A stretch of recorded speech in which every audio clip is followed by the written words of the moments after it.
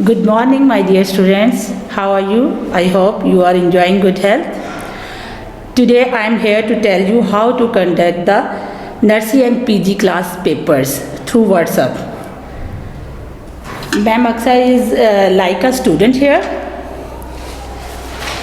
and I am going to asking questions.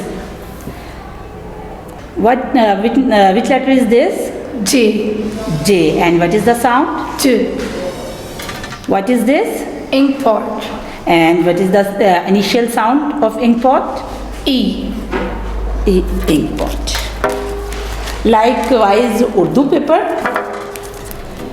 Ma'am से पूछूंगी मैं कि ये हरफ कौन सा है, ये हरफ कौन सा है? बे. बे. और बे की आवाज़ क्या होती है? ब. और ये तस्वीर किसकी है? ऊंट. ऊंट. और ऊंट का इब्तदाई हरफ क्या है? अलिफ. अलिफ. इसी तरह मैं मैथ के क्वेश्चन पूछूंगी.